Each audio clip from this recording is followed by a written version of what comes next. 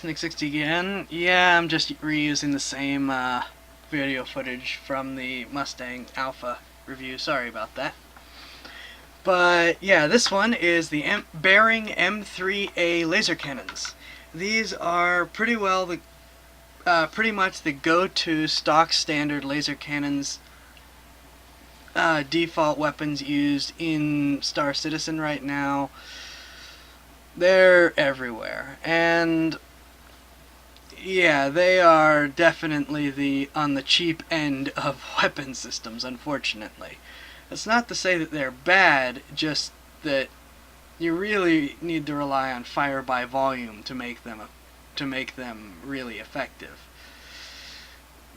The issue with the M3A is, while they have okay range and okay damage and okay rate of fire, that's the issue.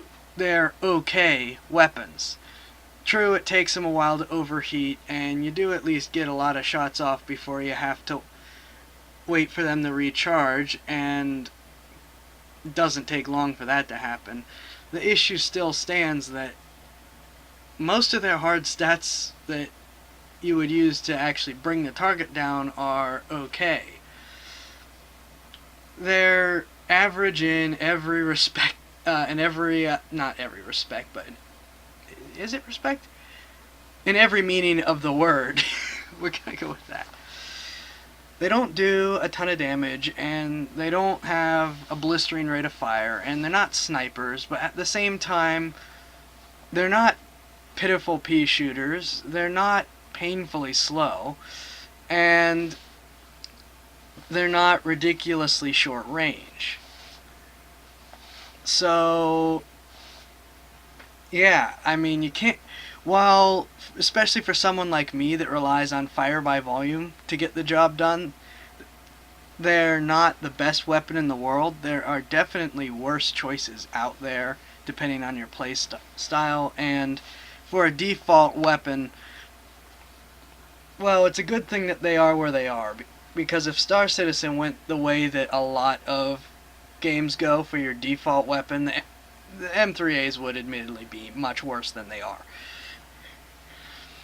As it stands, though, their performance still leaves a lot to be desired in terms of heavy dogfighting against head-on against well-armed targets or well-shielded targets. It's going to take a decent amount of firing these weapons in order to really get the job done. And they have a side disadvantage when compared to probably their primary competitor, the longsword autocannon, in that when these things hit, that's it. So if they batter down the shields, the last shot that hit the shields still dissipates. As opposed to autocannons, where if they batter down the shields and the last shot hits the shield, brings it down, but the shield was just like on 0.1%. You know, the shield was already just about dead. Instead of completely blocking the shell, it can still go through and, say, puncture the cockpit and kill the pilot.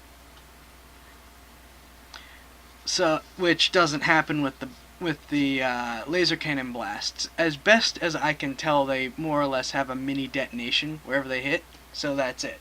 It's like using high explosive in, say, World of Tanks. Yeah, I just made that reference, I'm sorry. Anyways, but still, like I said, for their stats, it's all average, but, which, again, that means it's not all bad.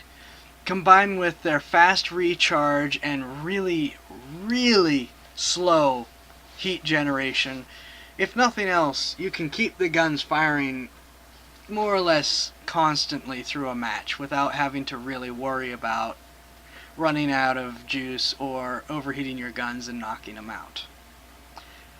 In all, the M3As are, as I said, an okay weapon and a decent place to start, but I still like to try to find ways to swap them out for something better when I can. So yeah, this has been the Behring M3A laser cannon. as demonstrated on the Mustang Alpha.